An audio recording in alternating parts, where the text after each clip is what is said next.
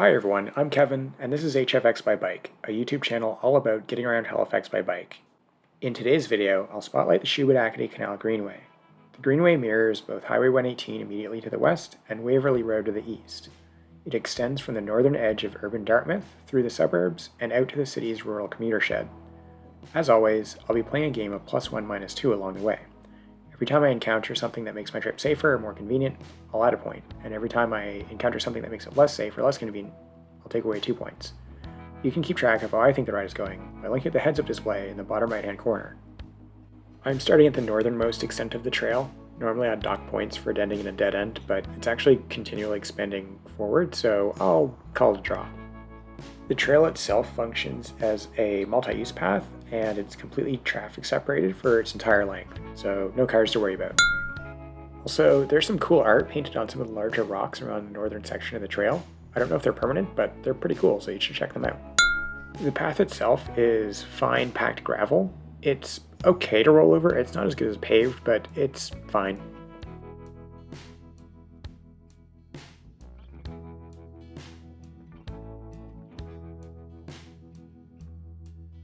This bridge is one of the connections that allows you to get to Waverley Road, which is super useful.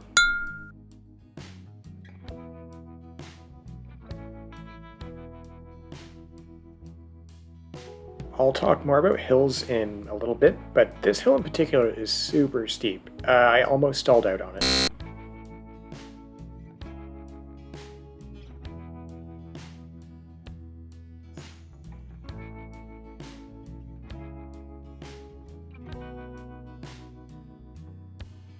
Most of the trail is decently wide. There are a few places, like the section I'm rolling over now, that are a little bit narrow and you'd have trouble kind of quickly passing another cyclist or moving past a group of pedestrians.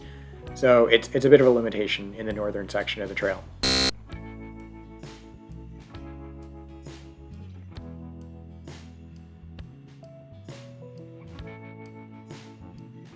The entire trail isn't covered by guardrails, but anywhere where you falling off the trail would cause injury is probably covered, so that's nice.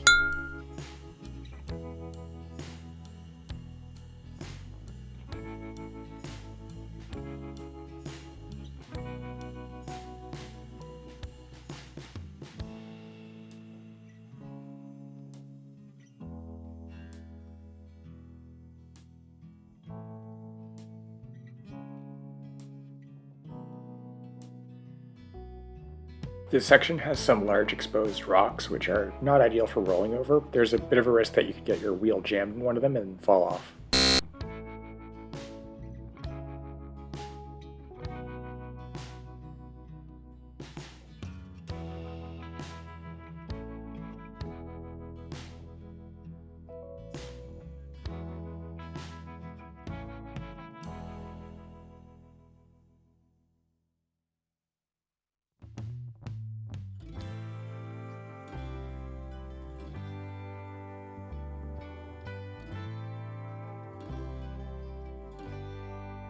One thing you might have noticed is that I'm constantly slowing down to move through puddles and little patches of muddy terrain.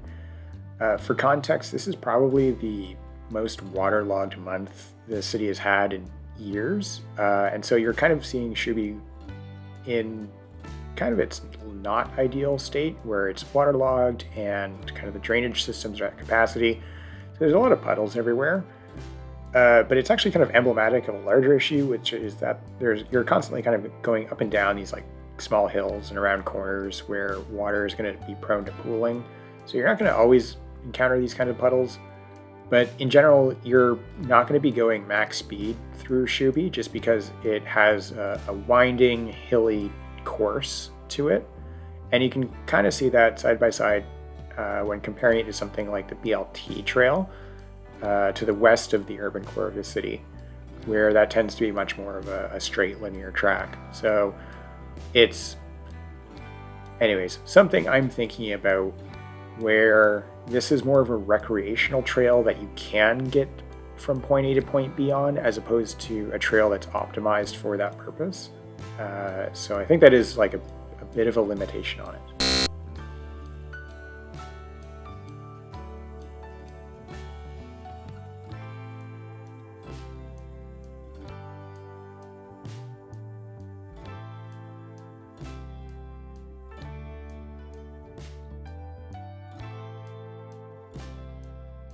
And it kind of goes without saying, but obviously the trail is just ridiculously pretty to bike through.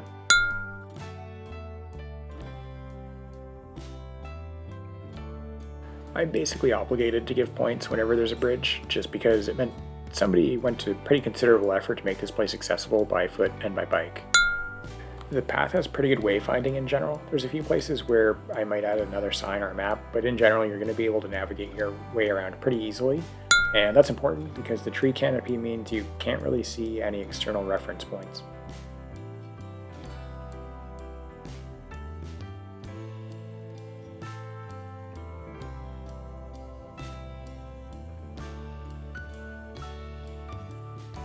Bridge.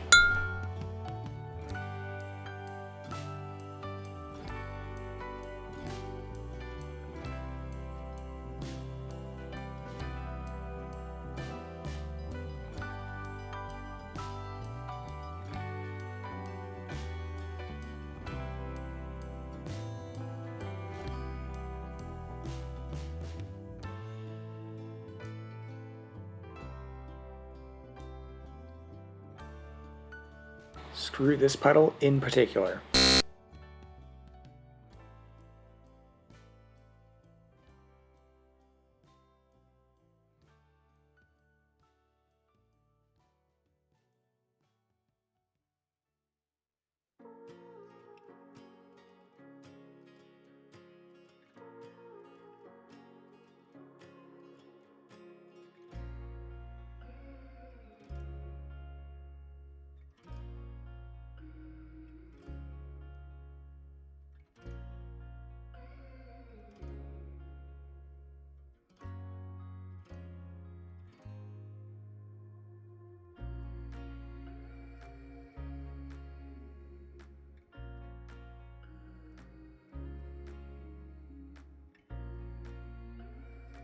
Off to my right is the ramp that leads to Dartmouth Crossing, as seen in the previous IKEA episode. It has a pretty appropriate grade for bikes and walking, and it has guardrails in place to prevent any accidents.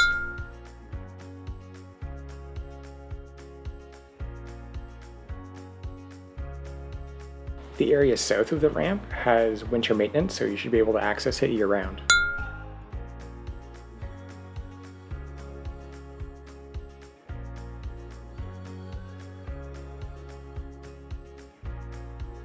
For what it's worth, the southern section does seem to have better drainage systems in place, so there's fewer puddles, which is nice.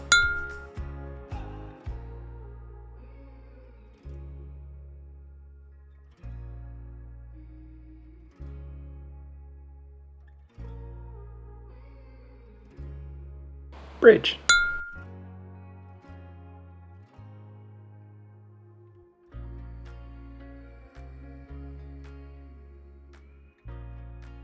It's kind of underappreciated, but the tree canopy does provide you with a lot of good shade during the summer, which is nice if you're using any kind of active transport, like a bike.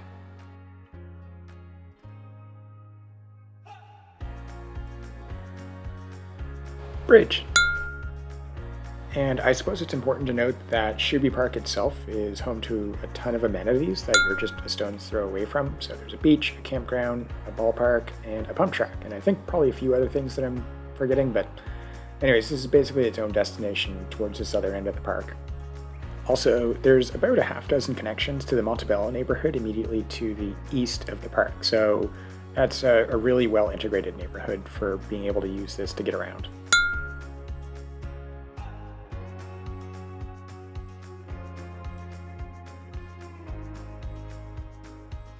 So when I originally made the IKEA episode, I did it going towards Shuby Park, and I noted that it's pretty easy to get from Micmac Boulevard into the park because you can just use the lights to make a wide left turn, and that's fine and there won't be any conflict points. But I mentioned that there's no equivalent smooth way to get out of the park, and I was talking on Twitter with local cyclist Sean Mack, and actually that's not quite true. So I'm going to take the left at the fork in this trail, and that's going to take me to Lakeside Terrace, which actually links up to the same lights that you use to get into the park, and you can just use them to get back onto Micmac Boulevard. So that's actually pretty smooth. Thanks, Sean.